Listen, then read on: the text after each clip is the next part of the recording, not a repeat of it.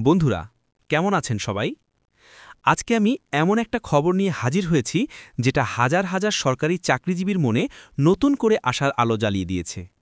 হ্যাঁ বন্ধুরা, আজ কথা বলবো নবম পে স্কেল নিয়ে, যেটা নিয়ে পুরো দেশেই আলোচনার ঝড় উঠেছে।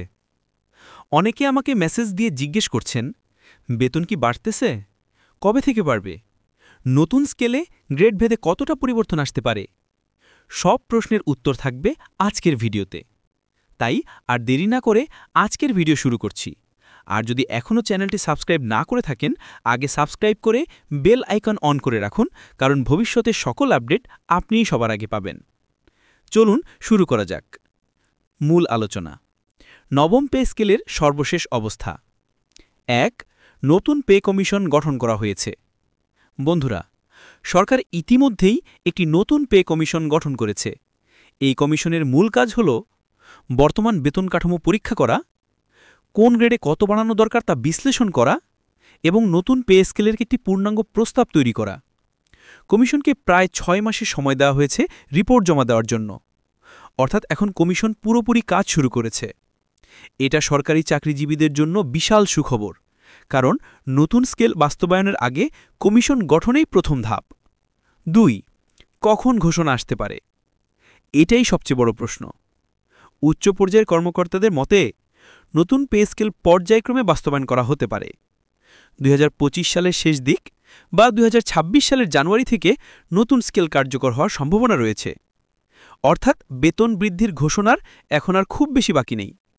বর্তমান সরকারের অন্যতম লক্ষ্য হল সরকারি কর্মচারীদের বেতন কাঠামোকে সময়ের সাথে মানানসই করা। ৩. কোন কোন পরিবর্তন আসতে পারে? নতুন স্কেলে শুধু বেসিক স্যালারি নয়, ভাতার ক্ষেত্রেও বেশ পরিবর্তন আসার সম্ভাবনা রয়েছে। ধরা হচ্ছে হাউস রেন্ট ভাতা বাড়তে পারে, মেডিকেল ভাতা রিভিউ হবে, যাতায়াত ভাতা বাড়তে পারে। উচ্চ গ্রেড এবং নিম্ন গ্রেড দুই স্তরেই বেসিক বেতন উল্লেখযোগ্য পরিমাণে বাড়ানো হতে পারে। অষ্টম পে স্কেল হয়েছিল ২০১৫ সালে। তারপর অর্থনীতি, বাজার দর এবং দৈনন্দিন খরচ অনেক বেড়েছে, ফলে নতুন পে স্কেল নিয়ে প্রত্যাশা স্বাভাবিকভাবেই বেশি। ৪. সরকার কেন নতুন স্কেল আনছে? সরকারের মূল লক্ষ্য কর্মচারীদের আর্থিক চাপ কমানো, বাজার দরের সাথে বেতন সমন্বয় করা, দক্ষ জনবলকে ধরে রাখা, জীবনযাত্রার মান উন্নয়ন করা। যেহেতু ২০১৫ সালের স্কেল এখন পুরনো হয়ে গেছে, তাই নবম পে স্কেল আসা খুবই প্রয়োজনীয় হয়ে পড়েছে। ৫. কর্মচারীদের মধ্যে কী ধরনের প্রতিক্রিয়া? মানুষজনের মধ্যে দুই ধরনের মত দেখা যায়। ১.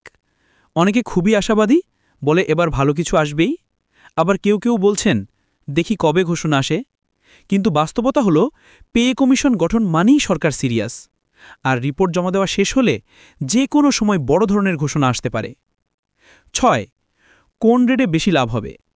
এখনও সুনির্দিষ্ট কিছু জানানো হয়নি, তবে সাধারণত নিম্ন গ্রেডে বাড়তি গুরুত্ব দেওয়া হয়, মধ্যম গ্রেডগুলোতেও ভালো সমন্বয় থাকে, উচ্চ গ্রেডে ভাতা বাড়ার সম্ভাবনা বেশি। এগুলো সম্ভাব্য বিশ্লেষণ। সরকারি ঘোষণার পরই সঠিক চিত্র জানা যাবে।